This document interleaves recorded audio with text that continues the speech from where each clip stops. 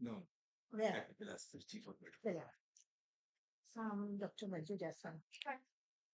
Practicing senior. It's already invited. Already invited. No need.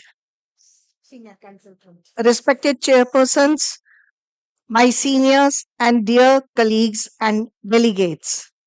I'm here in front of you to give my talk on restless leg syndrome in menopause. This is also known as Willis-Eggman disease. It is a recognized neurological disorder which is characterized by an irresistible urge to move the legs, which is triggered by rest and worsens in the evening and night, and it is relieved by movement. Even slight walking, stretching, or leg movements can temporarily abolish the discomfort.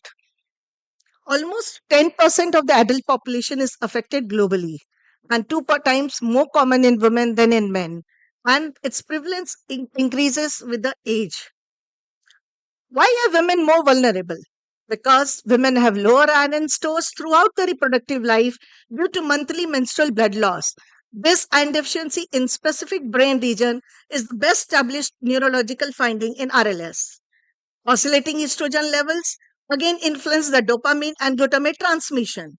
Comorbid conditions like depression, anxiety, and migraine are significantly more prevalent in women. In many antidepressant drugs, antipsychotics, and antihistaminics can precipitate or worsen the RLS symptoms within days of initiation. Parity also acts as a risk factor. The more pregnancies a woman has had, the higher her lifetime risk of developing RLS. Pathophysiology of RLS. Basically, it's the regional brain iron deficiency which disrupts the dopaminergic dysfunction at the substantia nigra level and leads to RLS symptoms. Various pathways has been already been established like iron and dopamine pathway, glutamate dysregulation, and opioid pathways through the genes TOX3 gene variant. It is also associated with the painful subtype of RLS. The genetic basis of RLS is well established, and it has been found that almost 54 to 69% they have the heritability estimate. And the genes responsible are MEIS1, BTDBD9, MAP2K5, TOX3, BCO34767. All these are associated with that. Hormones, iron, and dopamine, they form the triangle basis for this RLS. Estrogen, it acts as a dopamine antagonist and influences the motor control pathways. Hormone fluctuations, which is not stable or low or high levels, they appear to trigger RLS. Iron, it is an essential cofactor for the tyrosine hydroxylase, the rate limiting enzyme in dopamine synthesis. And the regional brain iron deficiency found in RLS even when peripheral blood iron is normal, because the failure of iron transport into the critical neurons leads to local hypoxia and the myelin loss. So women chronically iron depleted due to menstruation, they worsen in pregnancy and even menopause. Dopaminergic dysfunction in substantia nigra is another central to RLS pathogenesis. An iron deficiency alters the expression of dopamine-related genes in the ventral midbrain. Comorbidities, they also become the burden to the women. Depression, it acts as a bidirectional. RLS disrupts the sleeps, leads to depression, and the depression exacerbates the restlessness, and the significantly more prevalent in women. Anxiety co-occurs frequently with RLS. Systemic review have also confirmed that elevated RLS prevalence among migraine sufferers, and both the conditions share the sensory dysregulation pathways. Sleep disorders, almost 80% of RLS patients have the periodic limb movement during sleep. Drug-induced RLS, it is a critical clinical consideration. Antidepressants like SSRI, mirtazapine, antipsychotics, antihistaminics, and antiemetics may precipitate or worsen the RLS. The symptoms, they typically begin within the days of drug initiation. And always review the medication list whenever you're dealing with such patients. RLS SSD diagnostic criteria 2014, they say that the patient comes with the symptom of urge to move the legs, usually with uncomfortable sensation. They have the urge begins which when worsens during the periods of rest or inactivity. Partially or totally is relieved by the movements, and it gets worse in the evening or at night than during the day, which is not explained by any other medical or behavioral conditions. But It is not. It has to be differentiated with other conditions, keeping in our mind, like drug-induced akathisia, where it is worse in daytime and it is not relieved by movement. Nocturnal leg cramps. It is a short-noted pain and it can occur any time of the night. Peripheral neuropathy. It is associated with burning, numbness, and it even affects the upper limbs too. Varicose veins, possible obvious visible signs can be seen. Periodic limb movement disorder, it is usually the involuntary movements during the sleep and it is usually observed by the partner. The recommended investigation is the serum ferritin levels, and the target should be to always have ferritin levels above 75 microgram per liter. Check for the serum iron and TIBC, full blood count, renal function, fasting glucose, thyroid function, polysomnography if PLMS is suspected. International RLS study group rating scale has established and divided into mild, moderate, severe, and very severe categories. Coming to the management, non pharmacological management. The physical activity is to be advised and also to be encouraged. Moderate to daily exercise, especially walking, yoga, swimming, can relieve the symptoms. But advise them to avoid vigorous exercise close to bedtime. Even the gentle calf and hamstring stretching before sleep will help. Sleep hygiene should be advocated, and the consistent sleep wake schedule should be maintained.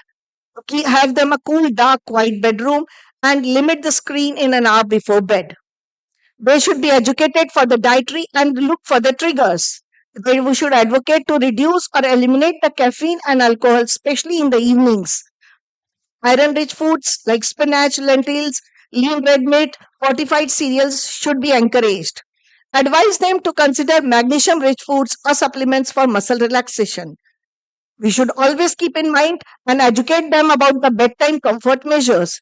Slight warm bath before bed helps a lot, as heat relaxes the muscles and claims the urge to move. Leg massage with light oil improves the circulation. This creates a calming ritual. Weighted blanket, just a gentle pressure calms the nervous system. These behavioral strategies alone may be sufficient for mild symptoms, but the moderate and severe may require the pharmacological treatment. The first line of treatment is the dopamine agonist, and the target dopaminergic dysfunction and has been found to be dramatically initial relief. Alpha 2 do delta ligands are also helpful. Iron supplementation should be done and reassess the ferritin levels after 3 months. Benzodiazepines and low dose opioids only in refractory cases. Long term pregnancies and patient counseling. What to tell your patient? That this is a real scenario. It is not our imagination. And sometimes it has been found validation itself is therapeutic. It is manageable. Most patients achieve significant control with the right combination of lifestyle changes and treatment. And educate them that it is not going to disappear after menopause. And if, especially if she is having a family history or if her ferritin levels are low, she has to look for the long term management. Sleep does matter. Seek help for it directly. And even the tracking of the symptoms should be maintained and identify the triggers. Reassess the serum ferritin level every 3 to 6 months during RN supplementation and screen annually for augmentation in patients to dopamine agonist. Reevaluate medication list in every visit.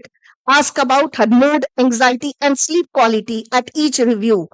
And refer to neurology if diagnosis is uncertain or if it is refractory. Consider polysomnography if bed partner reports significant leg movements. To conclude, RLS is nearly twice as common in women, and hormonal transition like pregnancy, perimenopause, and menopause pivotal risk periods that every gynecologist should consider. Hormonal change and not absolute estrogen level drives RLS expression. Always check the serum ferritin level, and the target should be to maintain above 75 microgram per liter. Iron deficiency in the brain underlies much more of the pathophysiology, and correction can produce striking improvement. Combine all your strategies for the best result: lifestyle medication, iron optimization, targeted pharmacotherapy in the form of dopamine agonist or alpha 2 delta ligands forms the evidence based frameworks. Treat the whole patient, address her sleep, mood, vasomotor symptoms, and mental health alongside RLS, as they are all biologically interconnected and reinforce each other. Thank you for the patient hearing. Thank you very much, Dr. Monika. It was very much enlightening. But I would like to ask one question. Restless leg syndrome, whether the magnesium local application could help? It may not much of help, but definitely the magnesium rich because it needs an absorption. Yeah, and I have seen its effect on fibromyalgia also is there. Yes, yes, yes, definitely, definitely. Right. Thank you, madam. You have presented very nicely. And the message what we got is the treat the patient as a whole. Yes. Thank you so much.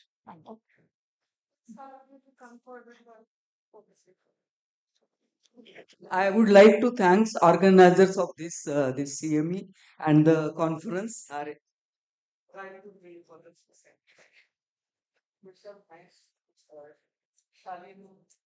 Yeah.